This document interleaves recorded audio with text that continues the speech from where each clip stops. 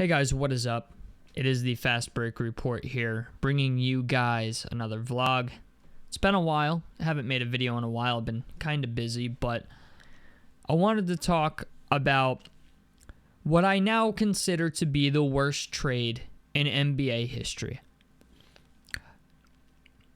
What we witnessed 2 weeks ago now almost, between the Los Angeles Lakers and the Dallas Mavericks, is a trade that will go down in the history books as one of the most blockbuster, shell-shocking trades we have ever seen in NBA history. Okay? People keep looking for comparisons for this trade.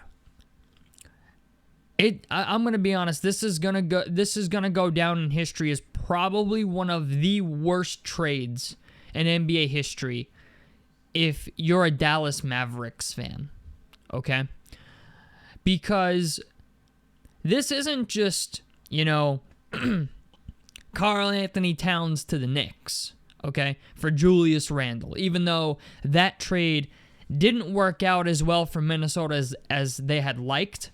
They went from a 3 seed in the West to a 6 seed at the current point in time, but obviously things could still get better.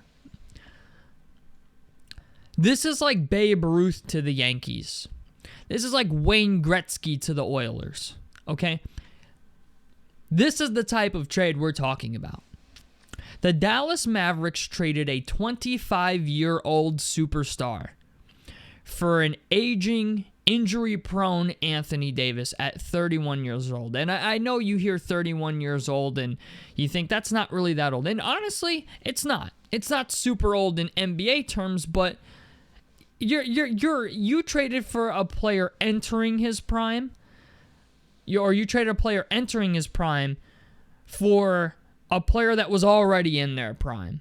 Okay? So, yeah, maybe for face value, prime for prime, it's not that bad, right? But your window is a lot smaller, and there is now less room for margin of error.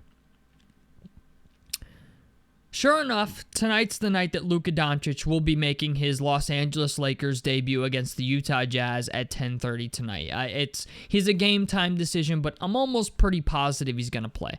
I wish the game wasn't at 10:30 because I'm probably not going to watch it, but Eastern Standard Time, it's 10:30 at night, and sorry, some of us got jobs we got to go to, and I can't stay up all that late to watch Lakers games and stuff like that. But Luka Doncic, when healthy, is a arguably top 3 player in the league. Top 5 at minimal, okay? This is a dude who's a perennial all-star. He's in the MVP conversation almost every year, okay? Yeah, he's not like a serious candidate for it, but like he gets in the discussion. Nico Harrison talked about this trade in the sense of defense wins championships. And you know what? He's kind of right. Yeah, defense wins championships. However, you had built your team around a 25-year-old superstar that was lighting the league on fire. The dude puts up 30 points a game and looks like he's just not even trying, okay? And now you risked all of that. You built a team around him, got all the way to the NBA Finals, and somehow that wasn't good enough. I understand the urgency to win. And you know what? The roster, the way it's currently constructed, yeah, adding Anthony Davis to what Luka Doncic brought to the table would help you. I understand Kyrie's playing very well. Kyrie looks like old Kyrie Irving again. And if you want my personal thoughts on it, Blues, who's in our Discord server, brought it up that this could be the Lakers trying to get LeBron in the offseason. Add Kyrie. We already have Kyrie. We trade Luka for Anthony Davis. LeBron declines his player option and becomes a Dallas Maverick for 1 year to land us a championship. Really not a terrible game plan. Okay? And the more that I think about it, the more I think this is really the case for why they wanted to trade for Anthony Davis. You also consider their head coach is Jason Kidd. He was an assistant coach to Frank Vogel when they won an NBA championship in Los Angeles, okay, in 2020. They also have Jared Dudley on that coaching staff. If you're a Pacers fan, they have Dan Burke as one of their defensive coaches and stuff like that over there. So there's a lot of good things over in Dallas if you're LeBron that you might be interested in going to. The problem is Nico Harrison went all in on he tried to throw a bluff at the poker table, okay? And the Lakers called his bluff. And unfortunately, okay, when you go all in, sometimes you lose. And that is exactly what has happened here, okay? Anthony Davis, in his first game as a Dallas Maverick, put up an absolutely ridiculous stat line, okay? If I can pull it up, he played out of his mind the other day. He had 26 points, 16 rebounds, 7 assists, and how many blocks? 3 blocks, and only 1 turnover. He shot 55% from the field, 100% from 3. Box plus minus, he was a +9. Even Max Christie went pretty crazy in his debut as a part of that trade. Scored 23 points in his debut for the Dallas Mavericks. Okay? The problem is, at the end of that game, Anthony Davis suffered an injury. Now, I'm probably going to say this wrong, but Anthony Davis is currently out, is expected to be out indefinitely with an adductor injury, if I said that correctly, okay? But now, the man that you just traded for has played literally 1 game for you, okay? 1 game. And now he's out indefinitely. Ladies and gentlemen, this is going to go down as one of the worst trades in NBA history, if it's not the worst trade in NBA history. All right. Granted, you could argue there's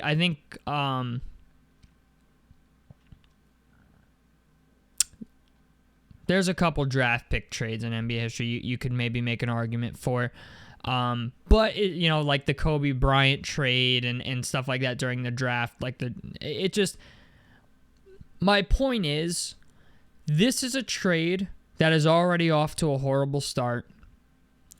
If you're a Mavericks fan, you're probably outside of your Dallas Mavericks arena with pitchforks and torches ready to burn the building to the ground. And honestly, I really couldn't blame you. This is got to be the worst result of a trade I've ever seen. It would have been a little bit better if Nico Harrison didn't have his mind set on Anthony Davis, okay? You could have kept Luka Doncic till the offseason, shopped him around a little bit, and probably got something even better than Anthony Davis. You know what I'm saying? You could have gotten way more draft compensation. You probably even could have gotten something similar or not better than Anthony Davis, but you probably could have gotten something at least a little more healthier. This is a major fuck up. Like this is one of the biggest fuck ups I've seen ever in my 25 years of watching NBA basketball. Like, how do you I'm just wondering, who okayed this trade? Like, who said, yeah, that's fine? Like, the Lakers kind of fleeced them, if I'm being honest with you. Okay? Like, this is what a fleece looks like, where you have the face of your franchise for easily the next 10 years, and you trade it for a guy who's a really good basketball player when he plays. And that's the problem, when he plays. If Anthony Davis wasn't an injury-prone player, it still wouldn't look great, but it wouldn't be as bad. But now, okay, the Dallas Mavericks made this trade right as Luka's coming back as well, I might add. Like, he's supposed to play for the Lakers tonight. You traded the face of your franchise and the future of it, of the next 10 years, to win now. And I understand, like, the idea of striking while the iron's hot, and I understand all of that. But there was no reason to do this. Unless you were, and the reports are that they were incredibly frustrated with you, Luka Doncic. And I understand that. But if you're going to trade a guy like Luka Doncic, you wait until the offseason. You don't do it mid-season. You don't do that. So that's why stars get traded in the offseason. There's more cap flexibility. You have the ability to ask for potentially more draft compensation. You can trade for a star and it doesn't completely fuck up your roster. Now, the Dallas Mavericks are a team. Yeah, they've got some good players there, okay? Like, they'll still be a competitive basketball team. But you could have had Luka Doncic back. You could have rode the Luka Doncic hype train until April or whatever, until you made the playoffs or you missed the playoffs, whichever, okay? And then traded him. And maybe, like I said, you could have definitely got better draft compensation. That's a fucking given, okay? You maybe even could have gotten a better star.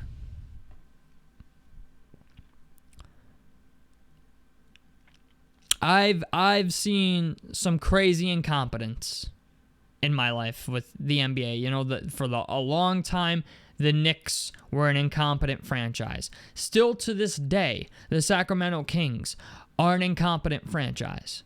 Okay, what's another team that just completely used to miss all the time on draft picks? The Orlando Magic for a long time were a team that was incompetent, right? And now they're finally gaining relevancy again.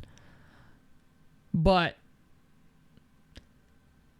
this will easily go down as the worst trade in NBA history, at least right now at the current point in time. And even if this works out better in the future, the biggest problem with this trade also, like, let's say they land LeBron in free agency, right? Yeah, okay, that's a win. Like, at that point, we can say it's not that bad. But even right now, looking at it, I think even in the future, we'll look back at this. Even if they get LeBron and say, they really put all their chips in one fucking basket on the idea that they're going to trade for Anthony Davis and LeBron's going to come there in the offseason. And the worst part is, this trade is so absurd that even if LeBron were to sign there in the offseason, let's say LeBron, declines his player option, right, and goes to Dallas. Let's just say, metaphorically speaking, it happens. The league's going to investigate it for tampering. Like, I find it hard to believe that any competent GM would trade a player like Luka Doncic for Anthony Davis without some type of ace up their sleeve. You know what I'm saying? Like, this is just not a trade a sane person makes unless you know something that everybody else doesn't. You know what I'm saying? And I don't know, maybe I'm wrong and Nico Harris is a fucking idiot. I don't know.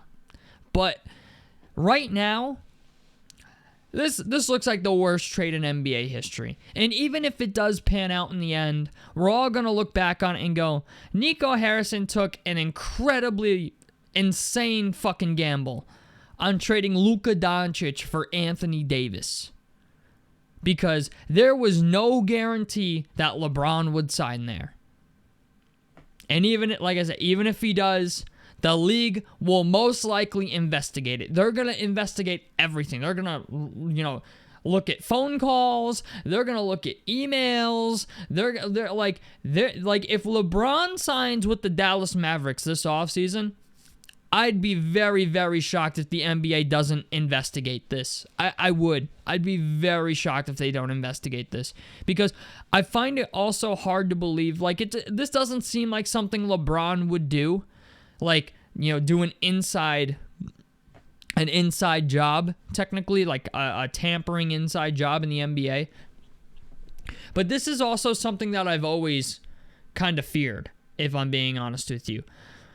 When it comes to the NBA, I've always thought in the back of my mind, it's like, how much of the game do we feel, like, how much integrity do we feel the game has, right? And I'll go out on this.